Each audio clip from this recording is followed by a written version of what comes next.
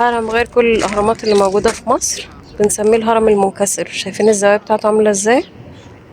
من أحب الأماكن لقلبي هنا في القاهرة، يعني القاهرة الكبرى. من أكتر الأهرامات اللي أنا بحبها، من أكتر الأهرامات اللي معقدة وفيها أسئلة كتير. في كل خطوة بتمشيها جوه الهرم أو بتبص عليه من بره هتلاقي أسئلة كتير احتار فيها العلماء، وما نقدرش نقول على إجابات لأنه موضوع أكبر بكتير مما توصلنا له من العلم يعني. فيلا نبدأ الحلقة ونشوف هنقول ايه النهاردة في المكان ده. احنا دلوقتي ماشيين جنب حجارة الكساء، وواضح جدا أكتر مكان هتشوفوه في أهرامات في مصر الكساء عندنا هنا في الهرم ده. طبعا لأن الكساء موجود تقريبا أكتر من 75% منه، فنقدر نشوف شكل الحجارة، أحجامها، التكنيك، كل حاجة واضحة جدا جدا في الهرم ده. طول ما احنا ماشيين هنبص لكل حجر، هنشوف حجمه، هنشوف معمول ازاي، هنشوف الدقة في التفاصيل كلها. دايما هنلاقي حجارة الكساء نازلة بميل بزاوية كده عشان تخش في الجسم بتاع الهرم، فهتلاقي جزء من الحجر نفسه موجود برا في الكساء، يعني واخد ميل، وجزء من نفس الحجر هو الجزء الأكبر اللي داخل في المبنى نفسه. وهو بكده هيبقى ضرب عصفورين بحجر، لأنه في نفس الوقت الكساء معمول بزاوية ميل معينة وفي نفس الوقت داخل في المبنى، فصعب جدا انك تخلع حجر من مكانه. ده ناهيك على ان كل حجر ليه الخطة بتاعته او الخريطة بتاعته او الرسمة بتاعته. كل ما نقرب من الحجارة هنلاقي الموضوع بيتعقد اكتر مش بيتبسط. يعني حاجة من الحاجات مثلا مش هنلاقي ولا حجر شكله مستطيل، قد يبدو من بعيد انه هو مستطيل بس لما نقرب هنلاقي انه لازم يكون في فرق بين فوق وتحت، حتى لو كان ملي واحد بس. نفس الفرق ده كمان بيبقى في شكل الحجر نفسه، يعني بس بصوا على الحجارة من تحت كده، شايفين الحجر شكله مش مستطيل خالص ولا مثلث ولا باين له شكل. ولو بصينا على اللي جنبه هنلاقوا اللي جنبه برضو شكله مختلف وهو مش شبه ده. فكأنك بتعمل بلان لكل حجر لوحده، بالأبعاد بتاعته، بكل التفاصيل بتاعته. فمش معقولة انت شخص بهذه الدقة عامل تفاصيل لكل حجر بالأبعاد بتاعته، بالملي، بالرسمة، بفرق بره من جوه ايه، فرق فوق من تحت ايه، في الآخر هيديك شكل حجر معمول بزوايا معينة ومراعي الزوايا دي في الحجارة اللي جنبه. فاحنا مش معقول بنعمل كل التفاصيل دي وهنيجي في الآخر نعمل زاوية ميل الهرم غلط. فالفكرة السائدة عن هذا المشروع أو هذا الهرم إن المهندس غلط في الحسابات، فقرر إن هو يغير الزاوية لأنه الزاوية كانت شبه الزاوية بتاع الهرم اللي قبله. فيعني الكلام ده مش راكب على بعضه. ده ناهيك عن إنك لما تمشي جنب الهرم هتلاقي كسر زي ما احنا شايفين كده. ده من الحجارة اللي اتكسرت من الكساء واللي اتكسرت من المبنى. يعني هنلاقي أول كم دماغ كده متكسرين زي ما احنا شايفينهم. طبعا هما بياخدوا الحجر ده عشان يطلعوه من بره، ما ينفعش نشده كده نطلعه بمنتهى السهولة، لا ده في تكنيك كمان للتكسير. فالناس اللي جت تكسر عشان تشوف المدخل فين ابتدت تكسر كل حجر، تكسره لحتت صغيرة زي ما احنا شايفين كده، بتوصل أحيانا لحجم الزلط. فكل الكسر اللي حوالين الهرم دي نتيجة التكسير ومحاولة ان هي الناس اللي جت تخلع احجار الكساء من الهرم نفسه، من جسم الهرم، بس بما انه متشبك في الاربع اتجاهات فانت ما تعرفش تخلعه بصراحة. ده كمان ناهيك على انك كل ما بتبعد بتشوف الخطوط عاملة ازاي. ده غير انك لما بتروح ناحية الاركان هتلاقي حاجة غريبة جدا، هتلاقي حجارة صغيرة عاملة شبه الشواكيش كده او الزلط من الجرانيت الاحمر، ودي مش هتلاقيها موجودة غير في الاركان. ودي كانت حاجة غريبة جدا لان دي ما كانتش مفهومة، لان النوع ده من الحجارة مش موجود في المبنى ولا موجود في الكساء. فاحب اعرف منكم ايه وجهة نظركم وتفسيركم، لاننا لقينا الزلط الكبير ده من الجرانيت عند الاركان بتاعة الهرم.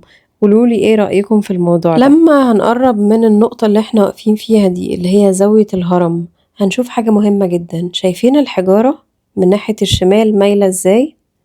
شايفين زاوية الميل بتاعة الأحجار بتاعة الكساء؟ هنبص الناحية التانية دلوقتي ناحية اليمين هتلاقوا الحجارة برضو بتاعة الكساء مايلة ناحية اليمين شوية، يعني اللي في اليمين دول مايلين لتحت ولجوه، واللي في الشمال نفس القصة. شايفين؟ بصوا كده، شايفين الاتجاه؟ فاحنا كده واقفين قدام الزاوية بتاعة الهرم، هتلاقوا الحجارة اللي هي من ناحية اليمين داخلة لجوه ومايلة، والحجارة اللي من الشمال داخلة لجوه ومايلة. بس الاتنين مش في نفس الاتجاه، فبيعملوا شكل كأنه مثلث مقلوب في الآخر. ده بيتقابل في خط الزاوية بالظبط. يعني احنا هننزل دلوقتي في الأرض عشان نشوف الحجر اللي هو حجر الزاوية زي ما بيقولوا. شايفين الحجر اللي احنا شايفينه ده؟ ده يا سيدي حجر الزاوية. شايفين الخط اللي في النص اللي بيقطع ده؟ يعني تحس فيه زاوية 45 و45. فالجزء ده هتلاقيه مايل ناحية الخط اللي جوه، والناحية الشمال مايلة تحت ناحية الخط اللي جوه برضه. فاحنا مكملين على نفس زاوية الميل بتاع الصف اليمين والصف الشمال. وفي حز كده اللي احنا شايفينه ده، شايفين الحز ده؟ الحز ده بقى الجزء اللي بره اللي هو تقريبا تلت الحجر ده، واخد زاوية الميل بتاع الكساء. يعني احنا بنبدأ من هنا الكساء ده أول تقريبا مدماك فوق الأرضية، وده الجزء اللي من بره ده واخد ميل بتاع الكساء، فهيفضل يميل شوية بشوية. وتلات أرباع الحجر داخل في المبنى نفسه، فما ينفعش تخلعه بسهولة، ولا ما ينفعش تقول مثلا عوامل جوية وقعته. انت عشان تخلع الحجر ده اللي هو زي ما احنا شايفين كأنه حجر داخل في حجر، بس هو كله حجر واحد. عشان تخلع ده من مكانه انت محتاج انك تكسره 4 5 حتت عشان تقدر تفكه من الرابطة اللي هو رابطها مع كل الحجارة اللي فوقيه واللي جنبه واللي حواليه واللي تحتيه. بكرر تاني نفس التساؤل المشروع جدا، تفتكروا حد بالدقة دي في كل التفاصيل بتاعة المبنى ممكن يتلخبط في الزاوية بتاعة ميل الهرم؟ هل ده يعقل؟ هل ده معقول؟ هل حاسين ان الكلام ده فيه اي منطق؟ السؤال مفتوح للإجابة بصراحة. أنا بقف يا جماعة قدام الكساء بتاع الهرم ده مش عارفة أقول إيه، من كتر الإعجاب ومن كتر إن أنا بروح أقرب من كل حجرة أشوف رسمتها عاملة إزاي، وبشوف حجارة من دول ثابتة ما بتقعش ومفيش تحتها أي حاجة، يعني الحجرة بالكامل تحتها مكشوف ما بتقعش نظرا للحسابات الهندسية الدقيقة اللي هم عاملينها. فأنا ما أقدرش أصدق إنه إزاي هذا الهرم اتبنى وأخد وقت قد إيه. ده هرم من 4 أهرام لنفس الملك، متصور إن المهندس عمل 4 أهرامات لنفس الملك؟ فهو ما عندكش فرصة لإنك تغلط وتصلح الغلط بتاعك، ولا تصلح حاجة، ولا تغير الزاوية في وسط الشغل. ده مفيش مجال للكلام ده خالص. يعني حبل ازاي يا جماعة؟ حبل ازاي؟ يعني قولي انت ازاي بتظبط الزوايا؟ ازاي انت كل مستوى من الهرم من المبنى نفسه لازم يكون بالظبط بالملي قد بعضه قد بعضه؟ عشان لو انت عندك ملي في كل صف، بعد 10 صفوف هتعمل سنتي، بعد 100 صف هتعمل ايه؟ متر. فيبقى الناحية دي عاملة كده مقيرة كده فالتقيرة دي بعد شوية توقع المبنى.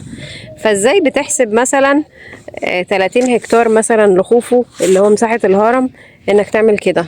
معرفش الصراحة، ما عنديش اجابة. لو حد عنده اجابة برضو يقولي. فنظرية الحبال دي ونظرية سوسن دي والحاجات اللطيفة دي اللي بنقولها نبطلها. يعني نستخدم شيء من العقل ومن المنطق يا جماعة واحنا بنتكلم او احنا بنفكر. ازاي حبل ممكن تحسب بيه مثلا حتى والله لو كيلو واحد، يعني كيلو تمسك الحبل في اول الكيلو في اخر الكيلو تظبط ان عندك نفس الارتفاع مثلا 10 سنتي و2 ملي، هيبقى ارتفاع كل الحجارة 10 سنتي و2 ملي. فازاي حبيبي ممكن تقول ان انا استخدمت الحبل عشان احسب ارتفاع الحجارة بالظبط؟ الحبل ده هيقولك ايه؟ ما انا ممكن من هنا ارفع سنة واللي هناك يعمل كده يقولك خلاص مظبوط.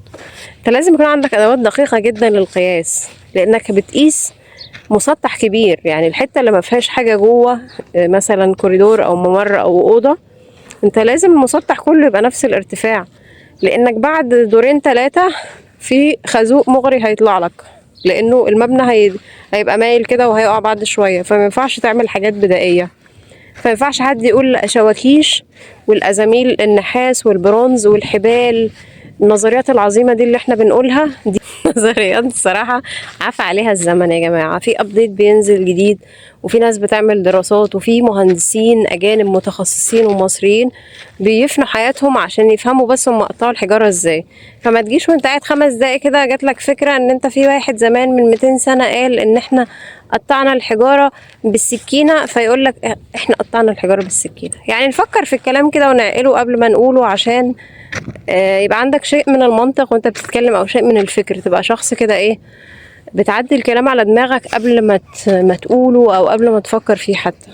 احنا هنا في دهشور، من اجمل الاهرامات اللي موجودة في مصر، وده تقريبا المكان الوحيد اللي الكساء موجود في حالة ممتازة. يعني اتليست 75% من الكساء موجود في هرم دهشور اللي هو بنسميه الهرم المنكسر. وفي مرة تانية بقى هنتكلم على الزاوية دي ليه انكسرت. فكرة برضو ان حد يطلع يقول اصل هو ما حسبش كويس، اصل المهندس بعده عمل مش عارف هو المهندس ما لحقش يصلح الغلط. يعني على ما المهندس يوصل لنص الهرم ويلاقي الزاوية مش مظبوطة ويروح عامل بعده على طول هرم في وشه مظبوط وعامل هرمين تاني لنفس الراجل، فمش قصة مهندس بقى، ده في حاجة أكبر بكتير من الهندسة والسيستم والستايل بتاع الهرم. هو قاصد لأن هو عامل 4 أهرامات، فهو ال4 أهرامات دول هياخدوا يعني وقت كام سنة عشان يتعملوا. فما فيش وقت ان احنا نعمل نص الهرم نقعد لنا فيه كام سنة وبعدين يكتشف انه عمل حاجة غلط طب يصلحها فيغير الزاوية. الكلام ده بدائي قوي على حضارة متقدمة جدا ومسيطرة جدا في الهندسة. فما ينفعش نقوله يا جماعة، ما ينفعش نقول ان احنا غيرنا الزاوية عشان المهندس عمل غلط في الحسابات بتاعته. خاصة زي ما قلت لكم قبل كده الناشونال جيوغرافيك جت عملت هنا ابحاث وعملت سكان على الجدران في الحتت اللي هي ايه من تحت دي هنا عشان تشوف في اي ضغط حصل على الحجارة اتحركت من مكانها عشان تشوف النظرية دي صح ولا غلط. لقيت ان مفيش اي حاجة حصلت. فما ينفعش نعمل نظريات واحنا قاعدين او ناس تعمل نظريات من 200 300 سنة واحنا ناخدها ونرددها وراهم بدون اي نوع من انواع التفكير او المنطق. اتمنى ان الكلام ده يصل لمسامعكم ويجد قلوب تستمع يعني للكلام ده. انا كنت معاكم كاترين مرشدة سياحية بالعربي وشكرا جدا لكم.